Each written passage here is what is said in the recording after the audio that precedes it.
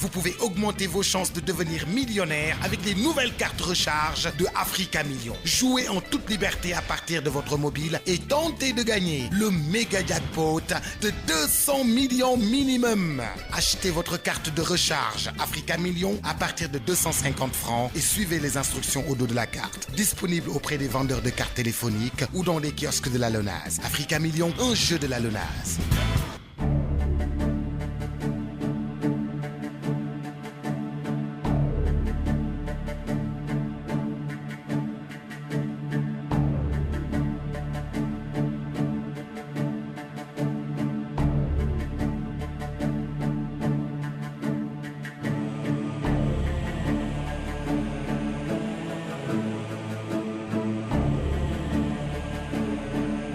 RFM Midi. RFM Midi.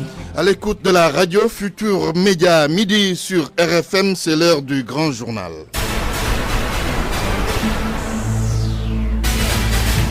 Voici le sommaire. Affrontement à l'université de Dakar entre étudiants et forces de l'ordre. À l'instant, les pensionnaires de l'UCAD ne veulent pas entendre parler de réformes universitaires.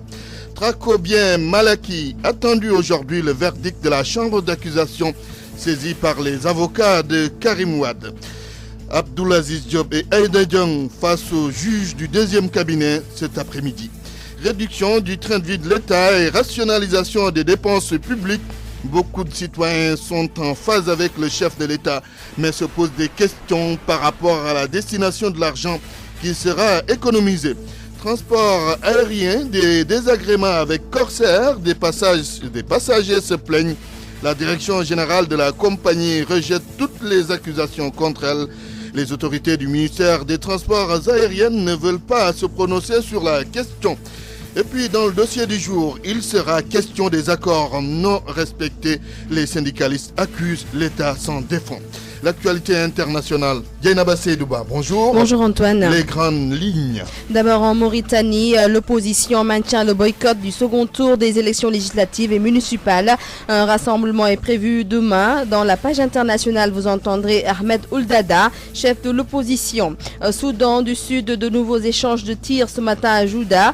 Des affrontements qui ont débuté dimanche et ont fait 26 morts. Et puis en France, Claude Guéant, garde à vue. L'ancien ministre de l'Intérieur est entendu dans le cadre d'une enquête préliminaire pour détournement de fonds publics et recel. Merci Dieynaba Seydouba. Les sports avec Cheikh Tidiane Diagne. Bonjour Cheikh. Bonjour Antoine Diouf. Vous nous donnez déjà un avant-goût. Le sportif sénégalais le plus méritant connu ce matin. L'Association nationale de la presse sportive fait son choix. Fidel Gomis du Giraffe est élu meilleur joueur local. Nous parlerons de beach soccer avec donc cette discipline qui est à la peine. Les défenseurs de la discipline tirent la sonnette d'alarme. Retour sur la dernière journée de la Ligue 1 qui s'est achevée hier. Ce sera donc aux alentours de 12h25. Oui. Pour les développements. Merci Cheikh Tidiane Diagne. Point de vue sur la réduction du train de vie de l'État. Prétexte la suppression de 4 agences annoncées par le président Macky Sall. Le débat, c'est dans quelques minutes, aux alentours de 12h30. Bienvenue à toutes et à tous. RFM Midi. Mesdames, Messieurs, bonjour. La chambre d'accusation de la Cour d'appel devrait se prononcer aujourd'hui sur le dossier de Karim Wade poursuivi pour enrichissement illicite. En fait, les avocats de l'ancien ministre des Transports aériens et de la coopération internationale ont récusé le substitut du procureur spécial près la Cour de répression de l'enrichissement illicite, mais également l'envoi de commissions rogatoires dans 19 pays. Nous y reviendrons dans l'affaire du plan Diakhaï après avoir été déféré au parquet hier. Abdoulaziz Diop et Aïda Diong seront présentés au juge du deuxième cabinet. Les deux responsables du PDS ont bénéficié hier d'un retour de parquet.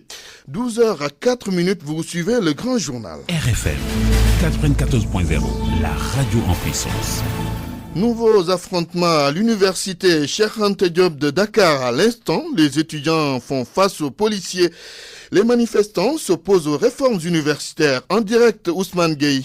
Oui, les étudiants ne décolèrent toujours pas contre l'État au sujet des réformes entrées en vigueur cette année. Ils fustigent l'augmentation des frais d'inscription et accuse les autorités d'avoir plongé le campus aujourd'hui dans le désordre total avec donc l'entrée des forces de l'ordre. Les étudiants ont barré au moment même où je vous parle l'avenue Cheikh Anta Diop et le couloir de la mort. Et tout cela en chantant les étudiants combattants de la liberté. Pour le moment, c'est ce que nous pouvons vous dire, Antoine. En attendant peut-être d'autres relations, pour le moment, retenez que c'est le désordre total ici au niveau du campus de l'université Cheikh Anta Diop de Dakar, d'où vous parlez Ousmane Gueye pour la radio Futur Média. Merci Ousmane Gueye. La politique de réduction du train de vie de l'État, une bonne chose selon certains citoyens qui sont en phase avec le président Macky Sall qui va supprimer 4 agences nationales. Cependant, ces mêmes citoyens s'interrogent sur la destination de l'argent qui sera économisé. C'est un reportage signé Mantouré. Un jury, 3 membres, premier délibéré. Il commence à prendre le cap parce que rationaliser les dépenses, budget de la présidence, les gens se trompaient beaucoup sur le budget de la présidence alors qu'il y avait beaucoup de structures rattachées pour lesquelles ces budgets étaient effectivement provisionnés. Aujourd'hui, vous avez vu qu'il y a eu un effort de rationalisation aussi bien à la présidence, à la primature. Le deuxième. Il est sur la bonne voie. La diminution, par exemple, le fait que maintenant les officiels voyagent en classe économique. Bon, et puis prochainement, les maisons conventionnées de Nice et aux fonctionnaires. Et le troisième. Qu'est-ce que cela veut dire ça? C'est du n'importe quoi, c'est du folklore. Macky Sall rationalise ou diminue le train de vie de l'État, des avis qui divergent, mais leurs soucis convergent. Car c'est bien d'économiser, mais il y a mieux encore à investir dans des domaines porteurs.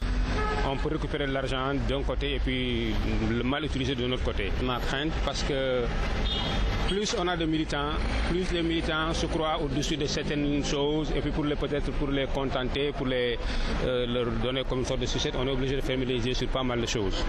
À terme, ça peut vraiment mettre tout ce travail-là à l'eau. Pour se retraiter, il ne croira à ses économies que si cela se répercute sur son quotidien.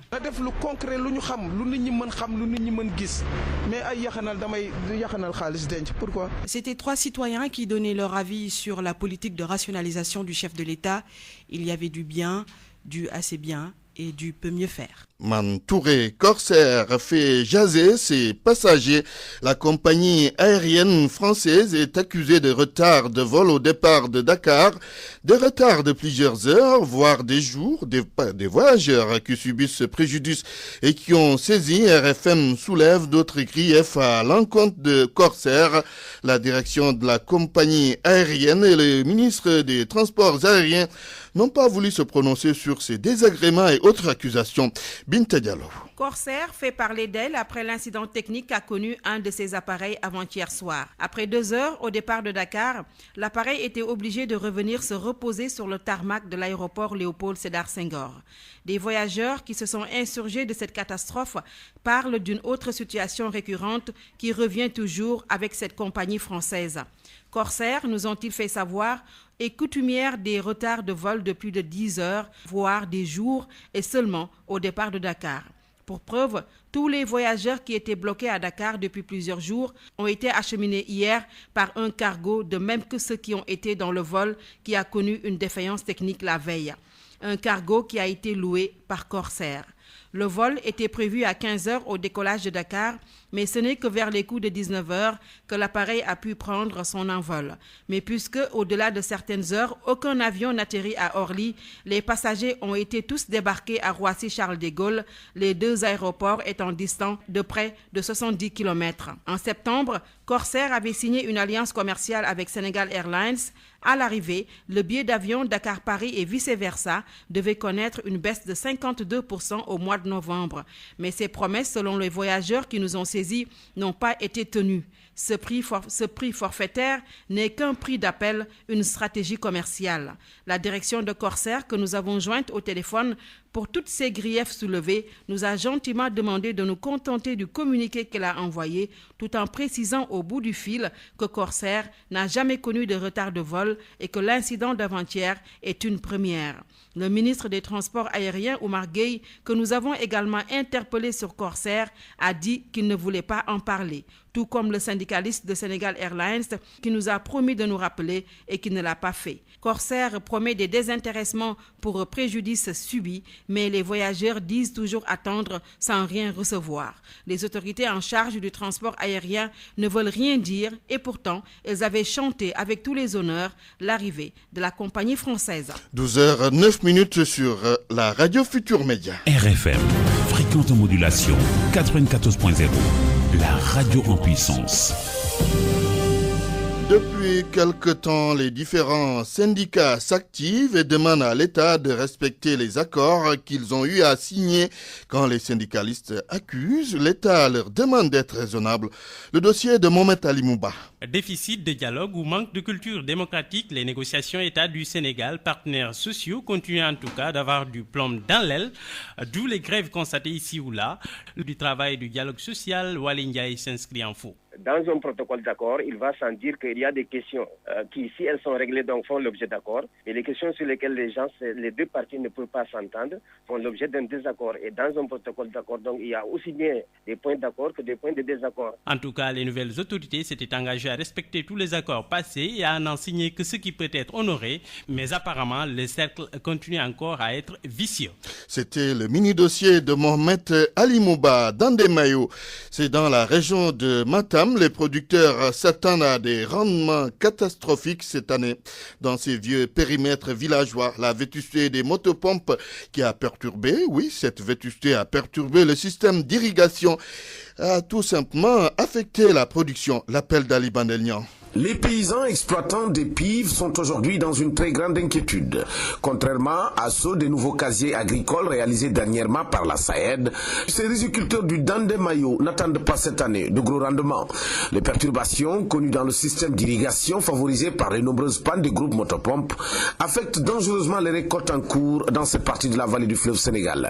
Baïla Pam est l'un des leaders des organisations paysannes de Matam. Situation catastrophique depuis Poste Baladji jusqu'à Kounel. Là, il est rare de trouver un village dans lequel on peut récolter normalement. Et malheureusement, le problème qui nous pose aujourd'hui, c'est comment faire pour payer les dettes que nous avons empruntées à la banque. C'est ça le problème. Il n'y a aucun paysan qui, cette année-ci, peut payer complètement ses dettes. D'abord, le problème principal, ce sont les motopompes. Il n'y a pas une rizière où il n'y a pas une panne de motopompes. Toutes les motopompes sont en panne. Et malheureusement, au moment où il ne fallait pas qu'il y ait panne, parce que c'est au moment où le riz commençait à avoir des fleurs, c'est au moment où les graines commençaient à pousser. Et c'est en ce moment qu'il y a eu des pannes. Malheureusement, c'est une panne générale. La situation est beaucoup plus préoccupante aujourd'hui du fait que cette zone souffre depuis quelques années d'une pluviométrie déficitaire qui a déjà favorisé l'échec consécutif des cultures pluviales. Une sérieuse menace qui risque de compliquer davantage la couverture céréalière de la région.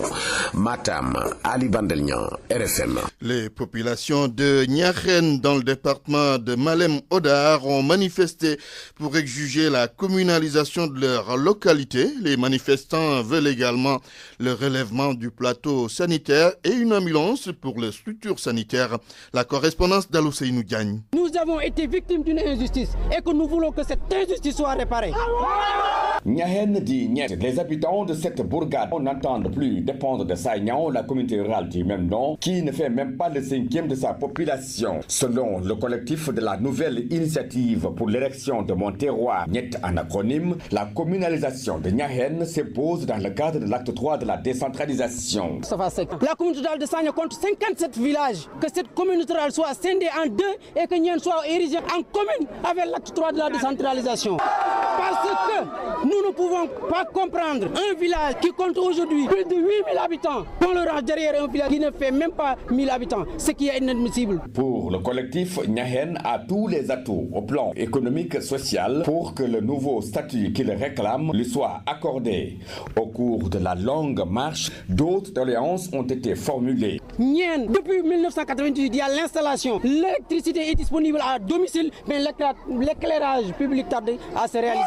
Le relèvement du plateau sanitaire, la dotation en ambulance fortement réclamée par les femmes. Entre autres, la marche qui s'est déroulée dans un calme a été autorisée par le sous-préfet de l'arrondissement de Sagna et a reçu la bénédiction des sages, dont le chef de village de Nyahen. Kaoulak, Ousseynou Diagne, RFM. 12h15, l'actualité internationale dans un instant. RFM. L'actualité internationale. C'est une présentation de Djeynaba Seydouba en Mauritanie. L'opposition marche demain, Djeynaba. Et c'est pour rappeler au boycott du second tour des élections législatives et municipales. Un scrutin prévu samedi prochain. Ahmed Ouldada est le chef de l'opposition mauritanienne. Il est au micro de notre correspondant à Nouakchott, Mohamed Diop. La coordination de l'opposition démocratique, la CODE, a organisé une série de manifestations pour protester contre les élections unilatérales organisées récemment par le pouvoir. Elle saisit cette opportunité pour exprimer à la fois sa forte présence sur le terrain, la marche qui aura lieu le mercredi prochain va le prouver, et aussi pour sensibiliser les citoyens contre cette fuite en avant d'un régime militaire qui se moque et se joue des intérêts, des sentiments et de l'avenir des populations. Malgré l'appel au boycott lors du premier tour, les électeurs sont sortis massivement, surtout le soir. Je suis rassuré, vous avez dit le soir.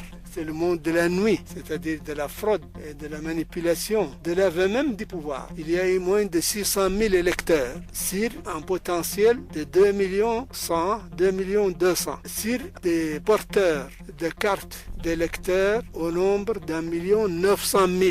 Eh bien, s'il y a eu moins de 600 000, ça veut dire qu'il y a eu moins d'un électeur sur 3 qui s'est mobilisé. Lorsqu'on sait que le pouvoir, au cours de cette campagne, a utilisé toutes les formes de pression, l'administrative, la militaire, et qu'il a essayé d'acheter les consciences en disponibilisant 4 milliards de billets, selon la déclaration du chef de l'État, ce qui est puni par la loi, la corruption au grand jour. Malgré cela, il n'a pas réussi à mobiliser le tiers des électeurs. C'est un échec patent, ce n'est pas une mobilisation massive.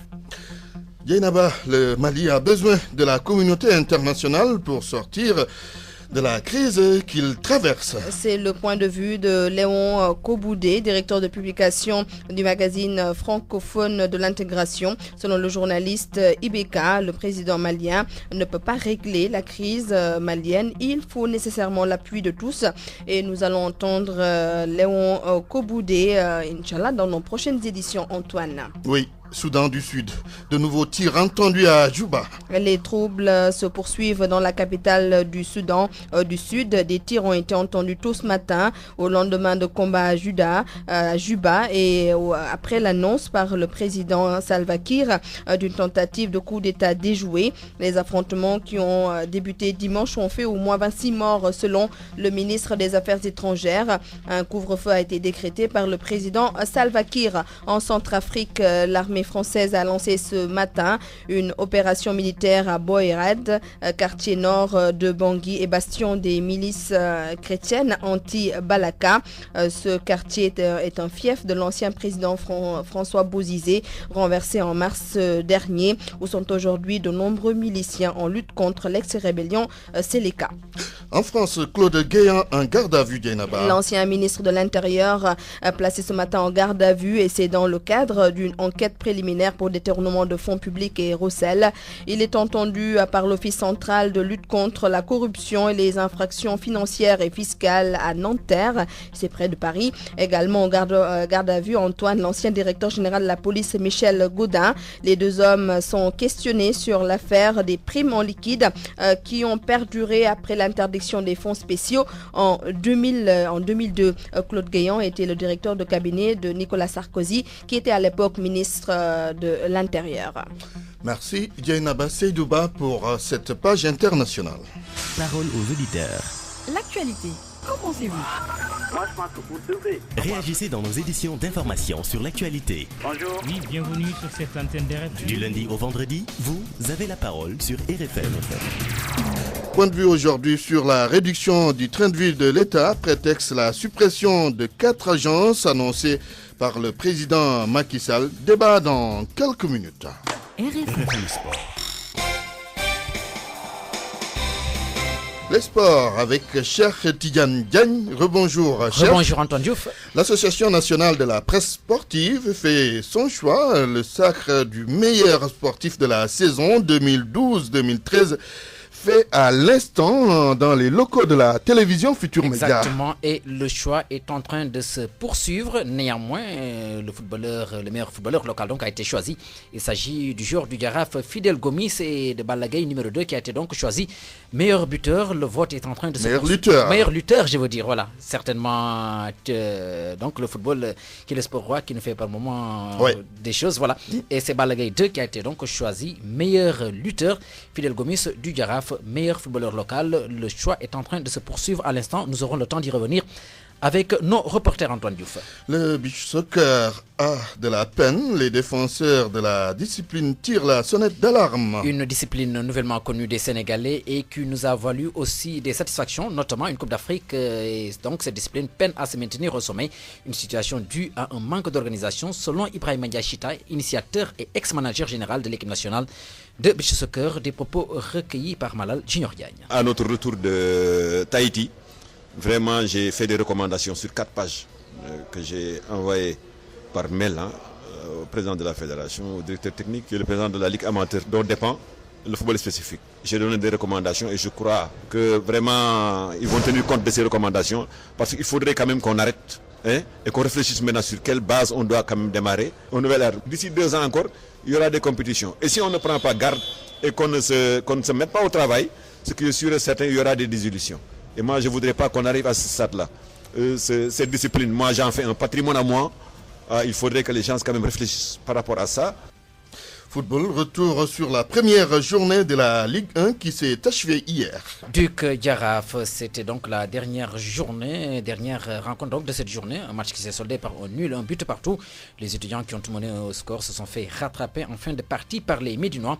Un point sur lequel ne crache pas l'entraîneur des étudiants. Lui, son nom, c'est Karim Mané. Nous étions en retard par rapport à notre préparation. On n'a fait que 2 matchs de préparation, donc nous manquons de rythme. Ce résultat nul est bénéfique pour nous. C'est un point précieux face à une très bonne équipe du Jaraaf. Maintenant, on va essayer de retenir les leçons du passé, car tout le monde sait que l'année dernière, nous étions près de l'enfer. Mais nous avons retenu les leçons et je pense que cette saison, on va essayer de faire mieux. Quand on frôle la relégation et qu'on revient, on doit avoir des ambitions mesurées. Maintenant, par rapport à l'évolution des choses, on va se fixer des objectifs. Mais nous ne craignons personne et nous allons défendre crânement notre chance. Karim Mané, entraîneur des étudiants du Dakar University Club donc, qui ont fait match nul hier au stade Demba Diop contre le Jaraaf de Dakar. Des propos recueillis par Sodatiam, stagiaire à la radio Futur Média. Au terme Antoine de cette première journée, Port, Nyaritali, Casa Sport de Ziguinchor et AS Pikine constituent le quatuor de tête de la Ligue 1 sénégalaise. Cheikh Tidiane Diagne qui signait la page des sports. Merci Cheikh Tidiane Diagne, 12h23.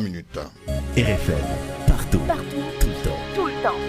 Reportage du jour au siège de la Neige. Comment on apprécie la suppression de l'Agence nationale pour l'emploi des jeunes? Réponse dans ce reportage signé Isidore.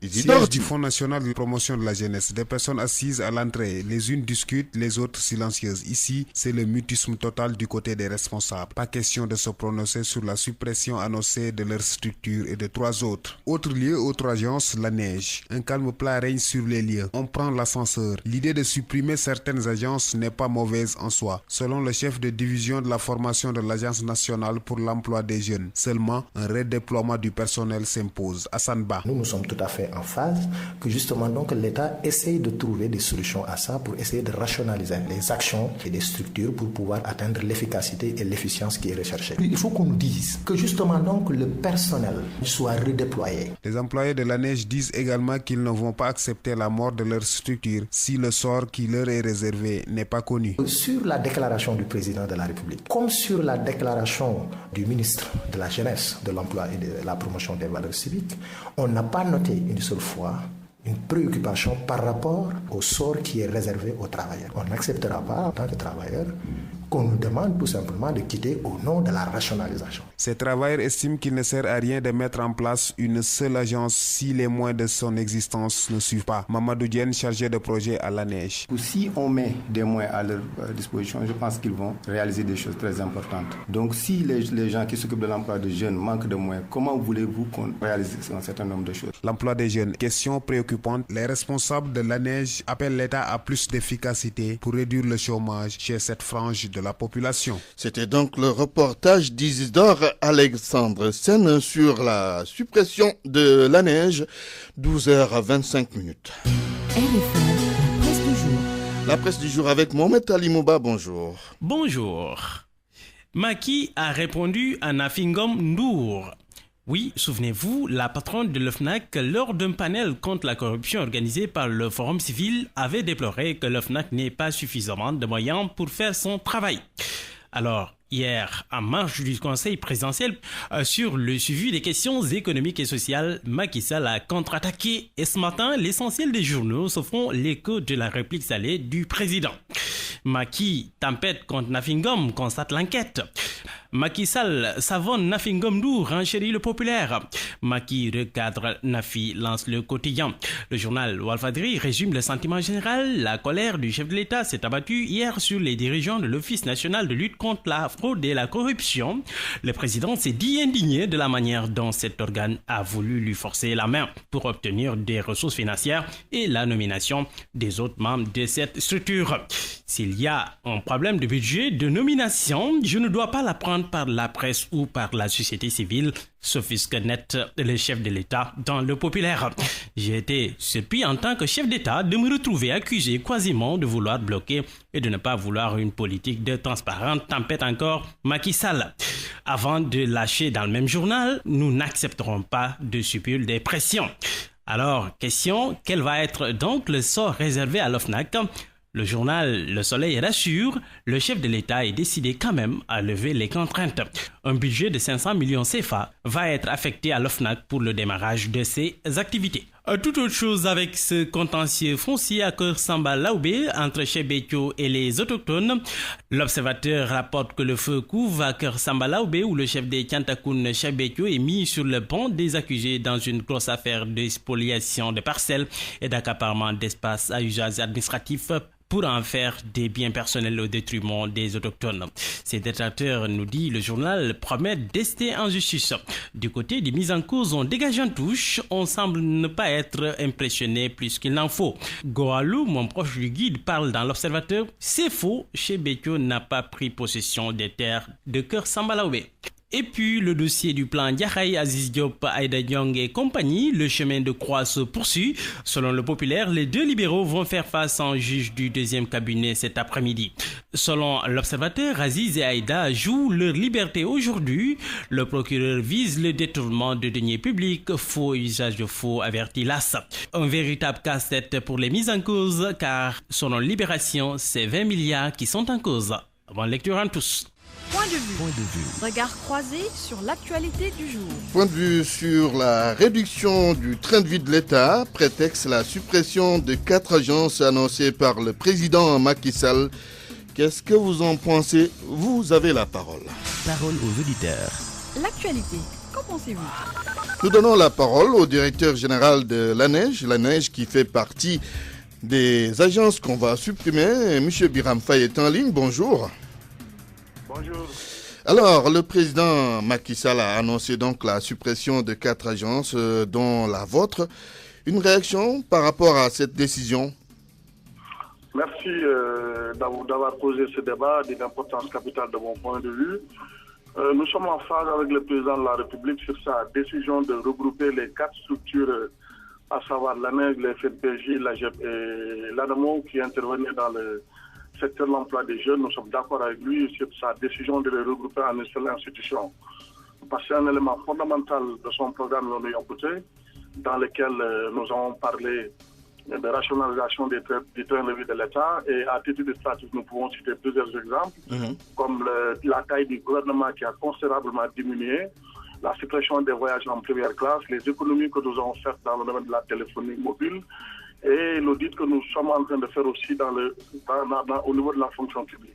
de façon globale. Maintenant, dans le secteur de l'emploi des jeunes, nous sommes d'accord avec lui. Parce que c'est sa position, c'est notre position et c'est la position des partenaires techniques et financiers.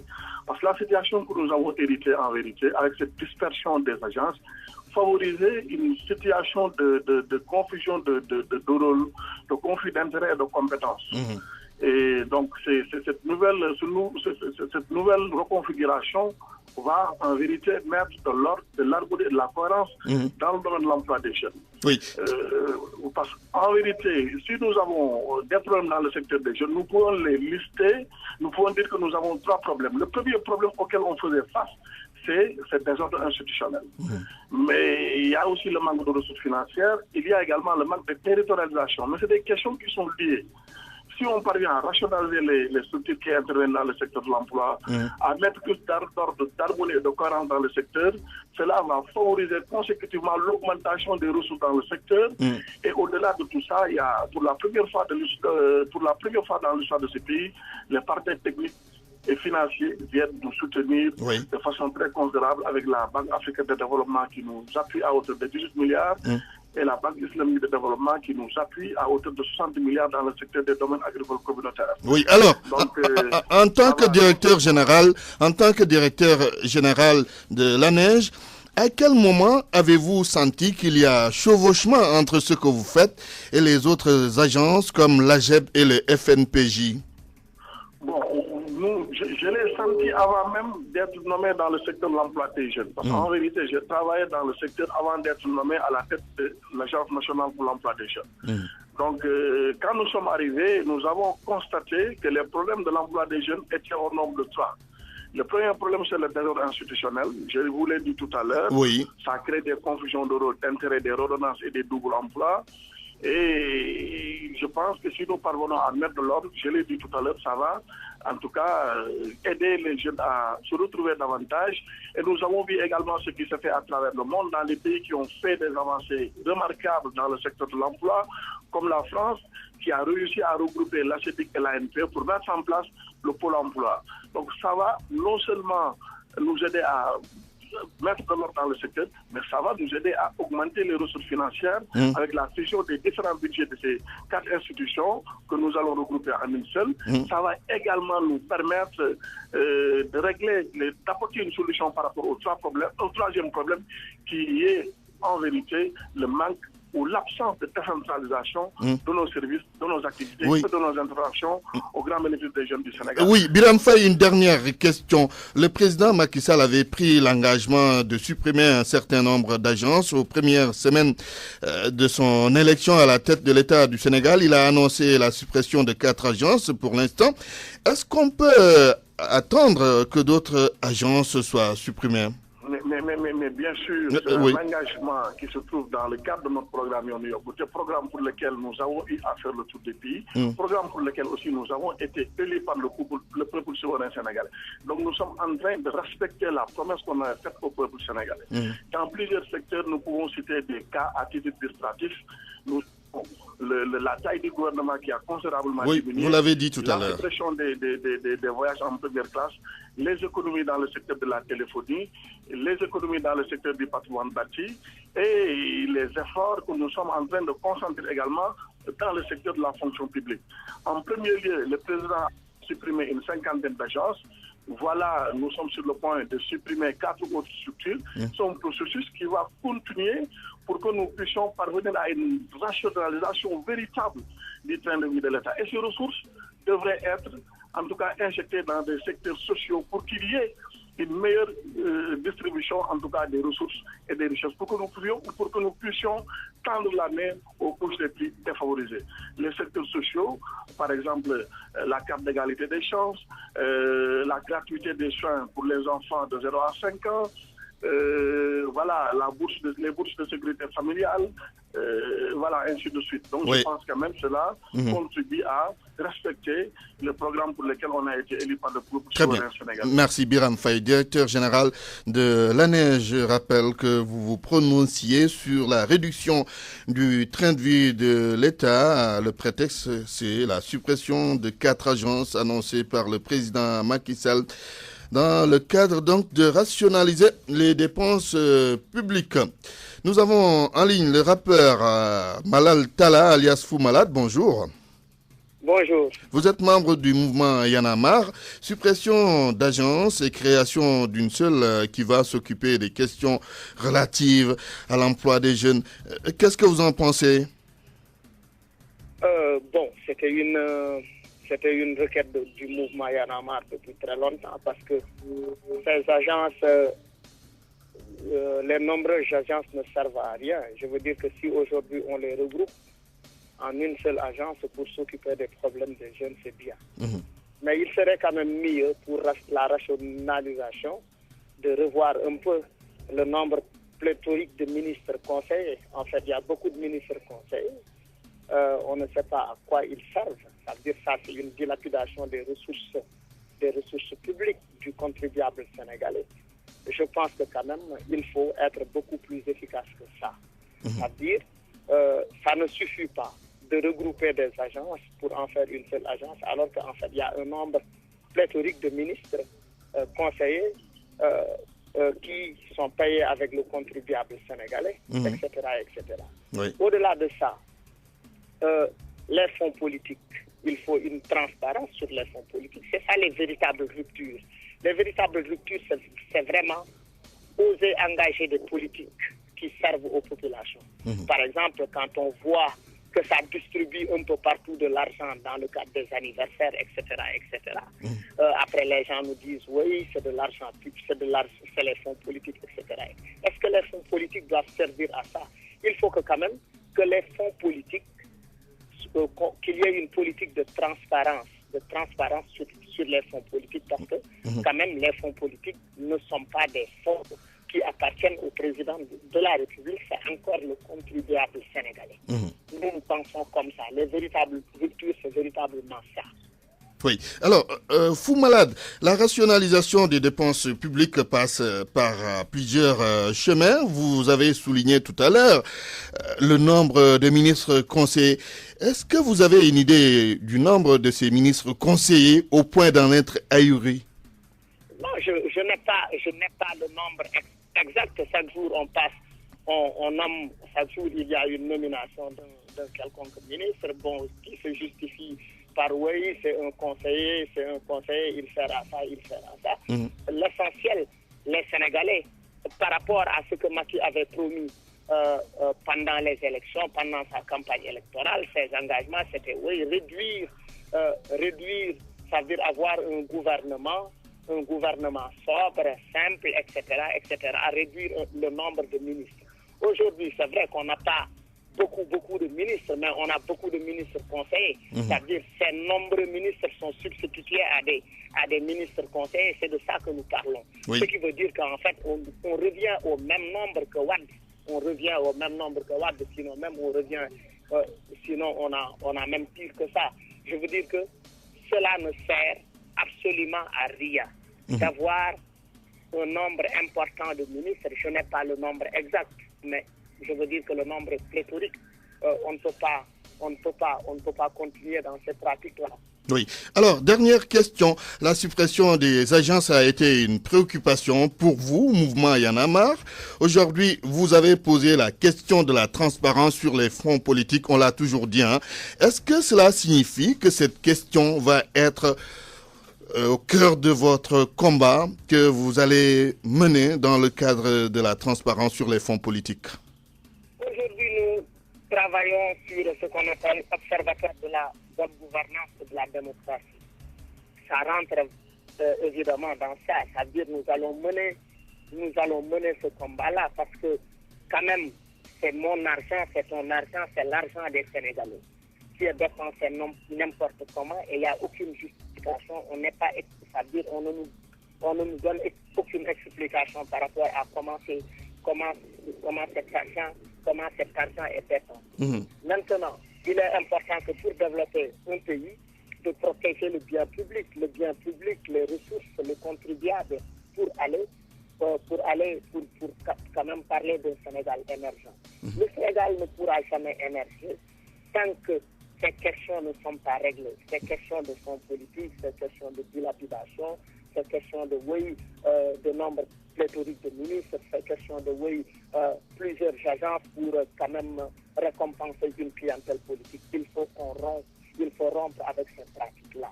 Y en a marre, c'est la bonne gouvernance. Y en a marre, c'est la véritable rupture.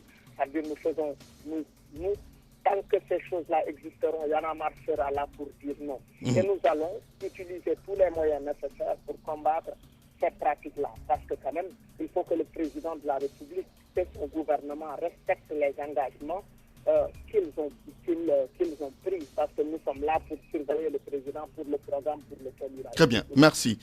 Merci, Malal Talla, alias Fou Malade, membre du mouvement Y en a marre. Point de vue aujourd'hui, c'est sur la réduction du train de vie de l'État. Le prétexte, c'est la suppression des 4 agences annoncées par le président Macky Sall et nous vous donnons la parole.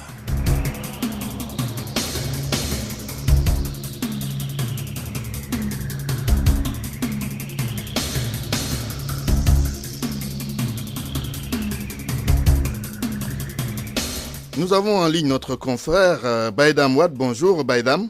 Bonjour. Vous êtes le patron du magazine Réussir, magazine économique. Alors, Baïdam, Macky Sall a annoncé la suppression de 4 agences. Il avait déjà pris cet engagement. Est-il sur le bon chemin, le président de la République, par rapport à la réduction du train de vie de l'État? Oui, je crois que le président est sur le bon chemin, effectivement, comme vous le dites.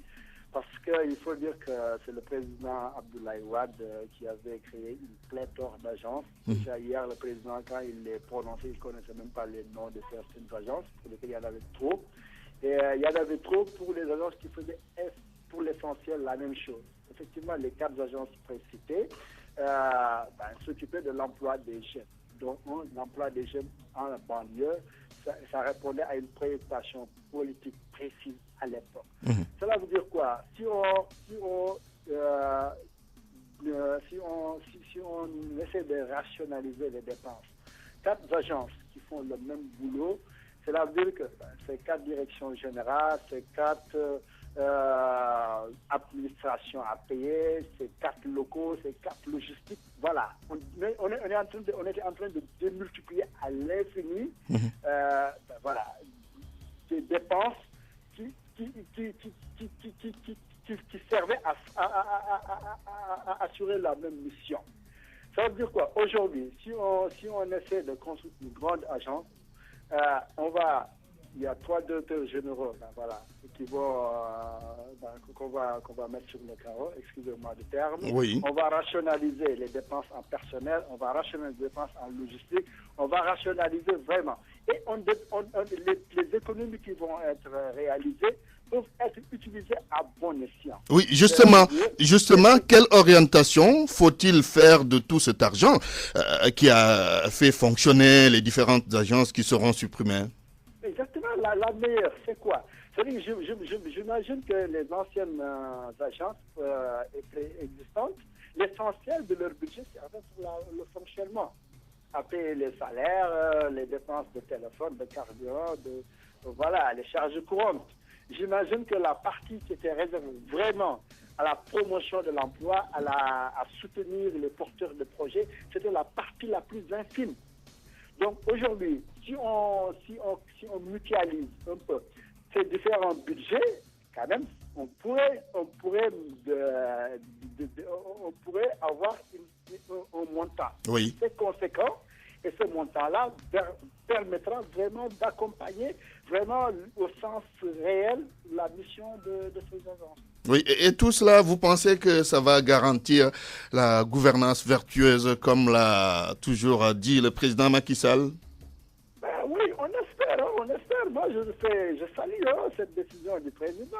Ça permettra au moins de donner un indicateur, un signal fort, comme quoi que on est en train de réduire le train de vie de l'État. Oui.